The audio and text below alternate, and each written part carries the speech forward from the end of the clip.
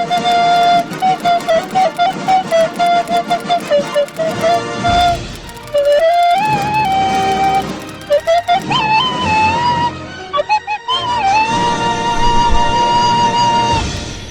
kepada korang yang tengah tengok video ni, sila tinggalkan jejak korang dengan komen hadir right now in the comment section below. Terima kasih.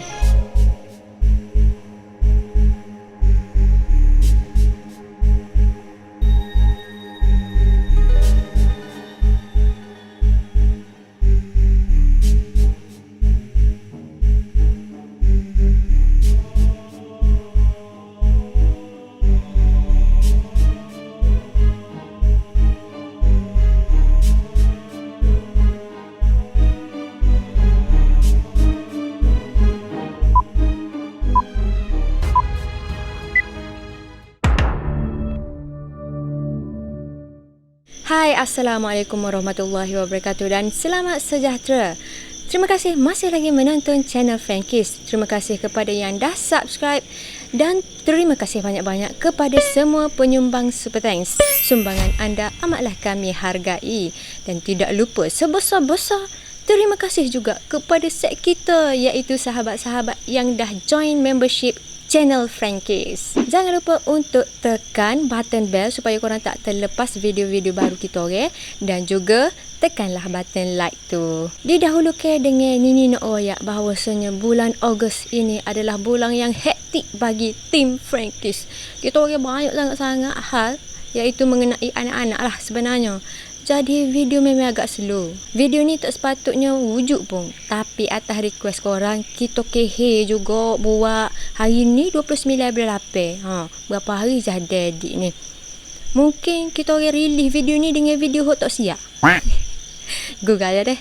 Cumanya nak oyak jangan expect tinggi lah dengan video ni deh. Mungkin banyak kekurangan dan kami minta maaf lah atas kekurangan-kekurangan tersebut. Okey, pasal cerita malam ni gini. Nini ada dapat satu message dekat Telegram. Macam biasa lah, dia ayat dulu Assalamualaikum Kak Nini, gitu-gini deh. Dia ni nama Syah. Nama sebenar dia tapi nama yang orang kurang tahu deh. Syah ni seorang yang hijab matanya terbuka daripada kecil lagi. Hinggalah lo ni umur dia 19 tahun. Maksudnya hijab terbuka ni adalah dia boleh nampak benda-benda makhluk alam sebelah tu. Jadi disebabkan itu dia memang banyak sangat mempunyai pengalaman pasal seram ni lah, pasal makhluk alam sebelah ni. Dia siap minta pula dengan Nini, suruh Nini oyak. Kak Nini ada spesifik cerita nak untuk dia cerita sebab dia tak tahu nak cerita mana so. Jadi kebetulan ada request daripada IGN untuk cerita pasal bulan kemerdekaan. Maka Syah pun share lah cerita dia hok pernah dia alami di bulan kemerdekaan ini. So cerita ni banyak watak, tapi watak hok utamanya adalah Syah sendiri dan juga seorang lagi saing dia, bukan nama sebenar. Nini letak nama Dini yang dicadangkan oleh Dini Kristina. Jadi macam biasa Nini akan cerita dalam dialek Kelantan. So anyone hok terpeheh-peheh lagi bahasa Kelantan, korang boleh tekan sisi dekat atas ni ataupun dekat bawah ni sebab kita orang ada sediakan subtitle dalam bahasa Melayu. Tanpa berlengah lagi, kita teruslah masuk ke cerita Syah ni dah. On count of 3, 2, 1. Dari awal-awal lagi, Syah ni claim bahawasanya cerita dia ni sebenarnya bukan berkaitan sangatlah dengan bulan kemerdekaan ni, tapi ianya berlaku dalam bulan Ogos, iaitu bulan kemerdekaan lah macam ni sebut tadi. Dan ia berlaku pada masa dia sekolah Form 4 di sekolah menengah di Selangor, Datuk Seri Raya. Jadi pada bulan tu adalah pertandingan dom paling comel lah, kira hias dom bertemakan kemerdekaan. Nak dijadikan cerita, Syah dan set-set dom dia join competition tu last minute. Dan dia orang nak hias dom tu memang all out lah sehari sebelum hari penilaian. Sebab esoknya cuti, iaitu hari penilaian tu, dia orang pun decide untuk hias malam tu. Malam sebelum hari penilaian tu, kira balik sekolah baru dia orang start hias-hias lah dom dia orang ni. Jadi malam tu dia orang start lah hias dom dia orang kan. Macam kita tahu dekat asrama ni pukul 11 memang wajib untuk semua dom tutup lampu, termasuklah dom dia orang, walaupun saya ni tak siap lagi hias dom. Jadi dia orang tutup lampu tu, dia orang ambil alternatif untuk guna torchlight, flashlight telefon, dan ada beberapa student dalam dom Syah ni bawa lapus tadi tu ke. Lapus tadi tu ke terang. Kira menerangi jugalah dom saya. Dia orang pun hias dom saya, tepek-tepek dero gapo hiasan kat dinding. Lepas tu hias-hias katil, comel, kemah nampak ke. Sedaya upaya mereka lah. Cuma bukan kata sungguh sangat, santai-santai je lah. Santai-santai. Lepas tu settle dah hias dom saya tu. Dia pun decide untuk tengok movie. Movie hok saya nak tengok pula horror movie. Movie seram lah. Sebenarnya aktiviti malam-malam minggu ni memang dah jadi kebiasaan ataupun rutin puak-puak Syah ni. Dom dia ni. Memang saya buat benda tu sama-sama dah tengok movie lah. Adalah aktiviti hujung minggu untuk mengeratkan silaturahim antara dom mate. Time tu pula set-set form 4 dengan form 5 ni memang dibenarkan untuk bawa gadget sama ada laptop ke, telefon ke. Sebabnya saya memerlukan benda tu untuk buat kerja khusus, dan juga masa tu ada COVID lagi. Ada lagi kelas online. Jadi sebab itulah dia orang ni boleh tengok movie walaupun duduk dekat asrama sekolah, bukan asrama UiTM. By the way, kedudukan Aspuri ataupun asrama perempuan berhadapan dengan Aspura, iaitu asrama putera ataupun asrama lelaki lah. Jadi dia ngadak. Cumanya tengah-tengah tu dipisahkan oleh satu dewan makan dan juga satu dataran. Kira dekat dataran ni tempat saya bersukan kau apa gitulah. Dia orang pun tengoklah movie. Masa dia orang tengok movie dalam pukul 12 gitu 12 malam tu, tiba-tiba dia orang bunyi macam bisingnya kat luar. Bunyi macam ramai orang gitu dekat dataran tu. Dia orang pun decide lah untuk stop dulu tengok movie. Mari kita tengok gapo yang luar agak-agak sangat ni. Dia pun tubik ramai-ramai daripada dom tu. Kita lah dekat dataran tu. Kok peliknya tak ada orang, dan sejurus dia orang gitar tu bunyi bising tu hilang. Masa tu Syah ni dia rasa tak sedap hati dah. Dia rasa macam something je, tapi kok peliknya dia memang tak nampak apa-apa. Macam kita sedia maklum, Syah ni dia boleh nampak benda-benda makhluk alam sebelah ni, tapi masa tu dia tak nampak, memang tak nampak apa-apa. And then dia orang pun masuk balik dekat dom. Orang-orang lain dalam dom dia ni macam relax lah, tak ada buat gap, macam relax lah, macam ambil benda tu bukan serius pun. Tapi Syah ni tak sedap hati tu, dia pun gayak lah kau senior dia. Kok dia rapat, dia kata kau senior dia, kak, kita stop lah tengok movie, sambung esok lah pula, tidur dulu. Tapi kak tu dan juga kawan-kawan dia lain tu kata, Allah perhabis lalu lah malam ni movie ni. Jadi dia orang pun habiskanlah movie malam tu. Dan selepas habis movie tu, dia pun tidurlah dekat katil masing-masing. Dalam pukul 2 pagi gitu, tiba-tiba Syah ni dikejutkan oleh seorang kakak senior. Syah bangun, Syah bangunlah. Kak senior tu geruk dengan keadaan kelam kabut. Kalau ribut lah Kelantan kata. Syah pun dengan mamai-mamai gitu, dia pun bangun lah. Masa dia bangun tu, dia terdengar macam orang duk tiup, duk menangis. Lepas tu dia pun cubalah usah. Dom dia ni ada 7 katil double decker. Dia pun tengok sosok katil. Ngelah tu dia berperasan ada seorang kakak senior juga. Dia duduk katil hujung sekali. Katil tu dekat dengan tingkap. Kak tu dia duduk alik katil atas. Kakak senior hok duk tiup tu dekat katil atas tu, dia dalam keadaan baring terlentang, tapi kepala dia ni terjuntai ke bawah. Time tu kakak tu duduk tengah tiup, tapi dalam masa yang sama dia tengah senyum menyeringai. Syah pun tu bangun lah bangun daripada katil tu, pergilah dekat senior-senior dia hok lain tu, domek dia hok lain tu. Memang kelam kabut sangat pagi tu. Dalam kekelaman kekabutan tu, Syah nampak ada set-set dom sebelah dia mari jenguk.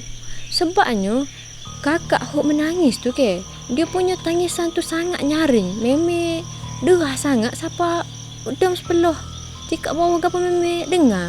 Lepas tu adalah beberapa orang daripada dom Syah ni turun pergi dekat biro asrama. Biro asrama ni set-set ada jawatan dalam asrama lah. Pergi oyak ke biro asrama pasal kejadian ni, dan dia orang pun call lah warden. Dalam masa orang duduk tengok, kakak senior tu dirasuk gitu duduk menyeringai, menangis, suka-suka tu. Syah ni nampak sesuatu hok lain.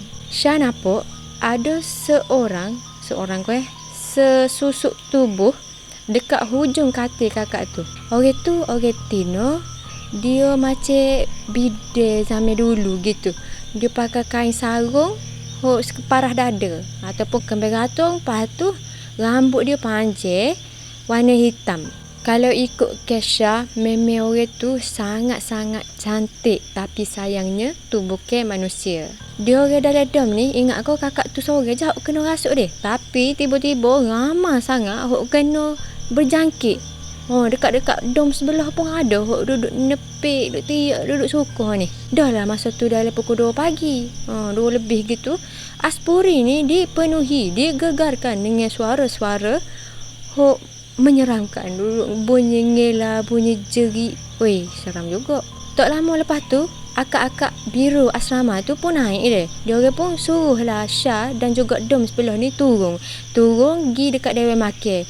Dia orang tak memilih surau sebab surau dia orang ni agak menyeramkan jugalah. Cuma dalam masa yang sama ada beberapa orang pelajar lelaki pergi dekat surau tu untuk azan. Dia orang pun azan, lepas tu ngaji, pakai mic lah, kira bergema satu aspura tu, asrama dia orang ni. Memang dengar belakang. Dalam Dewan Makan pula, dia orang ni kan berkumpul. Hok mana, hok sedar, hok normal tu, dia orang dikendaki baca Yasin. Memang dia orang baca Yasin ramai-ramai lah. Katanya Syah ni, dia bukannya tahu sangat, tapi dia ada tahu beberapa ayat untuk lindung diri. Sebab dia ni dulu biasa nampak seumur dah, jadi dia amalkan ayat pelindung. Sebabnya, katanya makhluk alam sebelah ni, kalau dia memunculkan diri, and dia perasan kita nampak dia, mostly dia orang akan ikut kita. Jadi Syah memang mengamalkan ayat manzil untuk pelindung diri. Untuk rawatan Islam ataupun untuk sihir, memang ayat manzil ni kira ayat power lah. Ayat manzil ni adalah ayat daripada beberapa surah dalam Al-Quran, kumpul-kumpul dan diamalkan untuk lindung diri, halang sihir, macam-macam lah. Korang boleh google pasal ayat manzil ni. Memang power lah. Apakah kelebihan mengamal manzil pada setiap hari mohon pencerahan? Manzil ni diberi nama. Asalnya ada satu hadis Nabi kata, siapa dia yang baca 33 ayat, maka terselamat ia daripada dicuri, daripada sengatan binatang, daripada macam-macam sihir lagi. Maka manzil ini timbulnya cerita Maulana Zakaria Al-Kandahlawi. Maulana Zakaria tak silap ambo. Apabila jemaah kumpulan tabligh keluar dakwah pada satu tempat, maka banyak kena sihir. Maka minta kepada Maulana supaya mengarang satu hizib, satu amalan untuk melawan sihir-sihir. Maka Maulana tengok dalam hadis ayat ni, maka dibuatlah, disusun. Ayat ni memang ada dalam hadis dah, cuma diberi nama manzil, rumah ataupun kota, tempat benteng. Sangat mujarab manzil ni untuk perubatan. Jadi hamba ijazah lah amalan manzil dan ayat 33 sebagaimana hamba terima daripada guru hamba. Boleh guna belaka untuk buat air tawar, untuk buat gapo, untuk jamu orang nak buat tubik jing daripada tubuh kau gapo, boleh buat belaka. Dalam masa orang duduk baca Yasin tu, Syah pun bacalah ayat manzil. Dia tengah-tengah baca ayat manzil ni, tiba-tiba ada seorang saing dia, iaitu Dini. Dini ni duduk belakang dia, tapi alah kau tepi sikit. Dini setuh bahu dia. Syah pun paling lah, kau Dini. Bila Syah paling kau Dini, Dini ayat gini, baik kau diam. Syah kejut lah weh, apa tiba-tiba Dini ni gini. Masa tu memang tak ada orang expect pun yang Dini ni sebenarnya juga dirasuk. Memang dengan ayat manzil tu dia kalah. Dengan ayat Yasin ke apa dia boleh buat leg, buat peace berkali. Sebab tu dia tak ngamuk Kebetulan duduk pula dengan Syah ni, kena Syah gitu. Malam tu kalau ditotalkan lebih kurang dari 10 orang gitu kena rasuk ataupun histeria ni. Tak lama lepas pada tu, warden dia orang pun marilah dengan ustaz-ustaz. Ustaz-ustaz ni dibawa untuk rawat lah budak-budak ni kan. Lepas tu ustaz pun mulakan rawatan, baca ruqyah apa semua. Alhamdulillah dalam masa 30 minit lebih kurang semua reda dah. Alhamdulillah, kecuali sore, iaitu Dini. Dini ni makin agresif masa tu. Jadi ustaz pun bantulah Dini ni sore, orang last sekali deh. Memandangkan Syah ni Yusain baik juga dengan Dini. Jadi Syah pun gila tanya ustaz tu, lagu mana buat apa ya jadi gini ke? Katanya ustaz, Dini ni dia bukan dirasuk oleh benda hok dekat asrama tu, hok macam demon-demon ni. Dia dirasuk oleh pendamping dia sendiri. Mari mana pendamping tu adalah mari daripada ilmu yang Dini amalkan. Ilmu gapo? Teka. Sekejap.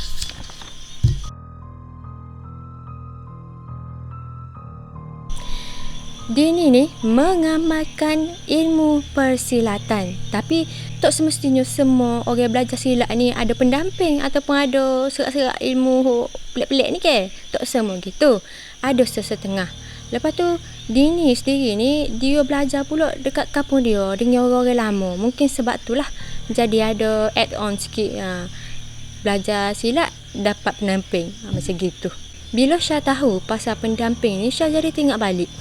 Dia sayang dengan Dini ni. Dini ni seorang yang sangat comel lah. Ayu, putih, lemah lembut. Memang kata calon wanita terakhir gitu. Tapi bila dia silat, buku silat dia ada persembahan silat ke gapo, Syah tengok Dini ni macam orang lain. Tak sama dengan watak dia hok macam harian ni. Syah ingat benda ni adalah disebabkan dia ni memang pro atau memang jago dah dalam silat ni. Sebabnya memang silat dia memang hebat. Memang hebat katanya Syah. Syah pun ya, Dini ni dia macam ada aura dia tersendiri. Wallahualam lah gimana aura dia. Mungkin orang-orang hok ada mengetahui pasal ilmu-ilmu gini ni boleh tengok pasal aura orang ni. Kalau Nini sendiri ni, siapalah saya memang tak pandai lah benda-benda lagu ni. Kalau kecek pasal pendamping ni, Syah ni dah dia hijab mata dia terbuka. Bila seseorang ada pendamping, memang dia akan nampak. Sama ada pendamping orang tu akan ngeko ataupun duduk turut punggung orang tu, ataupun ada jenis-jenis bertenggik atas bahu gitu, atas kepala. Depends lah. Tapi tak pernah sekali pun Syah nampak anything duduk dengan Dini. Memang Syah tu expect pun lah. Memang dia tak rajin nampak sepanjang dia orang ni duduk saing. Termasuklah Dini ni duk perform silat ke apa Syah memang tak nampak benda-benda halus ni. Macam clean lah Dini ni. Tak seko pula bahawasanya Dini ni ada pendamping. Cuma ada satu kali tu Dini ni oyak ko Syah, dia lenguh-lenguh badai, tolong Syah urut aku sikit. Jadi Syah pun pecek-pecek lah lengan ke apa. Lepas tu ada Syah nak atas belakang Dini masa tu dia. Syah setuh je belakang Dini, Syah rasa panah sangat. Dia macam panah orang dia main panah gitu. Main panah gila dia. Tapi Dini dalam keadaan macam biasa, tak nampak sepengah orang demam pun. Syah pun urut lah situ sini tempat-tempat kata sedap lah diurut sebab Dini oyak juga, dia rasa macam ada angin dalam badan dia, jadi sakit badan dia. Syah pun urut tu lama. Syah kata dah lah kata ada angin dia. Tapi bila Syah urut ni, tak ada sekali pun Dini ni sedawa ke gapo ke. Boleh kata Syah ni reti jugalah ngurutnya. Sebab tu lah Dini tu minta dengan Syah untuk ngurut. Dini ni bukan kaleng-kaleng orang, pesilat hebat kot Lepas tu Syah pun bila duduk urut tu, dia pun baca lah. Dia baca ayatul kursi dan 3 kul.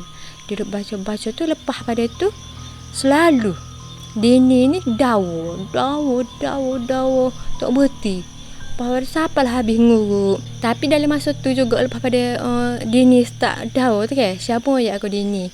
Dia kata, mu ni ada setel ke? Baca ayat kursi baru nak dawa.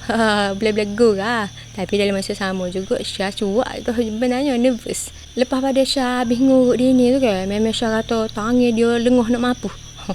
Siapa kok tangan dia tak boleh nak akak. Rasa macam baru lepas buat pumping tu. Siapa tahu tu. Tapi tak tahulah apa pula sebabnya. Kalau ikut pengalaman ini deh, macam orang ngurut tak. Orang ngurut ni dia ada ayat-ayat dia amal. Cumanya tak tahulah berbeza cara kot. Ada setengah tu ni nampak dia macam baca-baca ayat, dia pun macam elok. Dia punya pergelangan tangan dia kata tak asil lah. Gapo ada dalam badan pesakit ni transfer masuk ke badan dia. Ada juga setengah pengurut dia duduk urut-urut.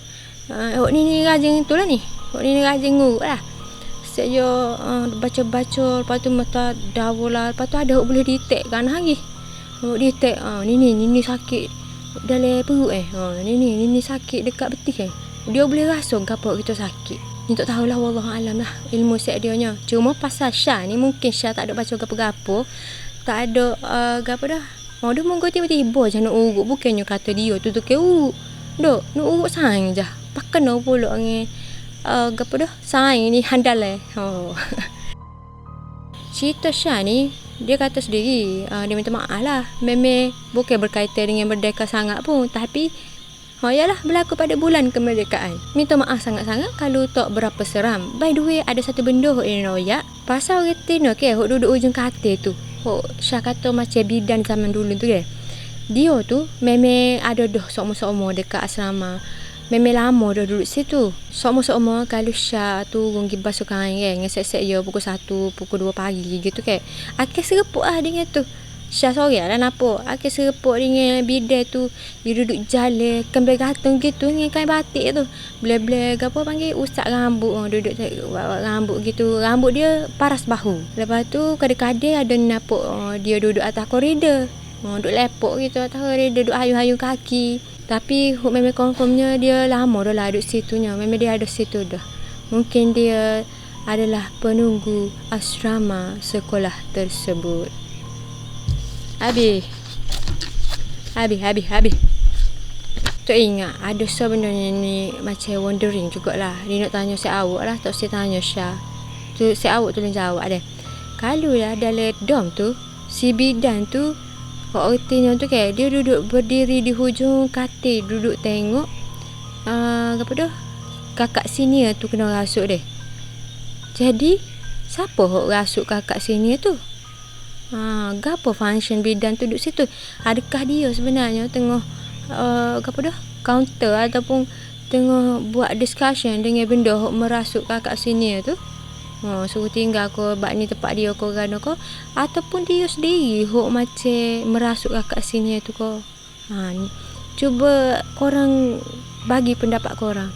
Ni nak tahu kok persepsi korang agak-agak cerita ya gapo benarnya. Tengok setara mana korang kreatif dalam membuat cerita seram.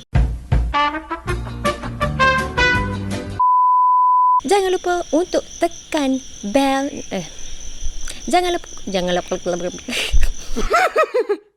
lupa deh tekan apa tu. Okey. Jangan lupa dugu habis cengkerik malam ni Ni terganggu benar ni.